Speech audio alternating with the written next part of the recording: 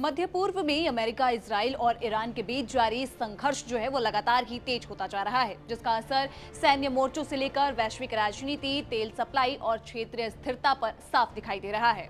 इस जंग की शुरुआत 28 फरवरी से हुई और अब तक जारी है, लेकिन 3rd नहीं 13 डिग्री का केस है।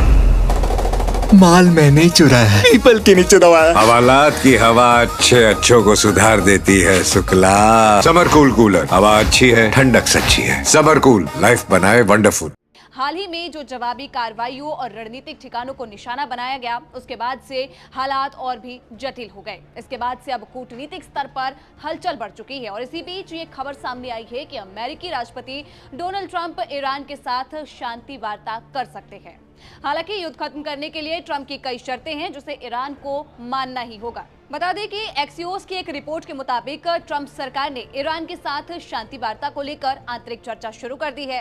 शांति की इस शुरुआती योजना जो है उसकी अगुवाई जारेड कुशनर और स्टीव विटकॉफ कर रहे हैं। अमेरिका की ओर से यह साफ संकेत दिया गया है कि अगर ईरान युद्ध खत्म करना चाहता है तो उसे कुछ कड़ी शर्तों को मानना होगा। ये शर्तें मुख्य रूप से ईरान की सैन्य और परमाणु क्षमताओं को सीमित करने पर केंद्रित है, ताकि भविष्य में खतरा को कम किया जा सके।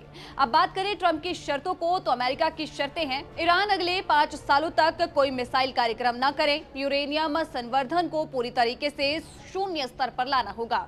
अगली शर्त है सभी प्रमुख परमाणु केंद्रों को बंद करना होगा और क्षेत्रीय मिसाइलों के इस्तेमाल और क्षमता पर भी सीमा तय करनी होगी। इसके अलावा एक शर्त यह भी है कि हिजबुल्लाह, हूती और हमास जैसे संगठनों को समर्थन देना ईरान को पूरी तरीके से बंद करना होगा। तो इन शर्तों के जरिए जो अमेरिका है वो ईरान की सैन्य ताकत को नियंत्रित करना चाहता है, लेकिन ईरान ने पहले से ही इनमें से कई शर्तों को मानने से साफ इनकार कर दिया है। ईरान ने साफ शब्दों में यह कह दिया कि अगर तबाही रोकना चाहती हैं तो पूर्ण युद्ध खत्म कीजिए, शर्तें मानिए, अन्यथा ईरान पर हमले हुए तो बदले में भी हमले होते रहेंगे और ईरान किसी के भी दबाव में आकर समझौता नहीं करेगा, क्योंकि उसकी प्राथमिकता अपनी संप्रभुता और सुरक्षा बनाए रखना है।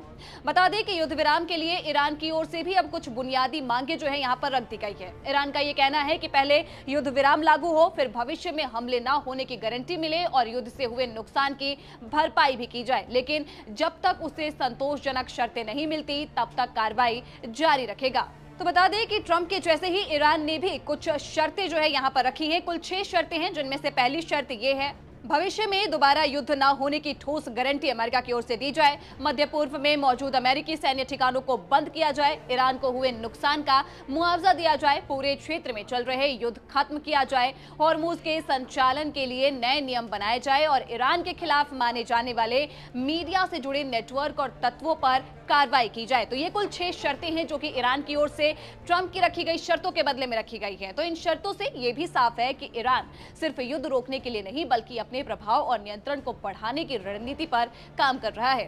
हालांकि ये बातचीत आसान नहीं दिख रही, क्योंकि दोनों ही पक्ष युद्ध खत्म करने के लिए अपनी अपनी सख्त शर्तों पर अड़े हुए हैं और फिलहाल अमेरिका ईरान के बीच कोई भी सीधी बातचीत नहीं हुई है, ना ही कोई इस युद्ध को रोकने की मूड में नजर आ रहा है। बाकी आपकी क्या राय है, कमेंट बॉक्स में जरूर बताइएगा। बाकी देश दुनिया की तमाम जानकारियों के लिए देखते रहिए दैनिक जागरण।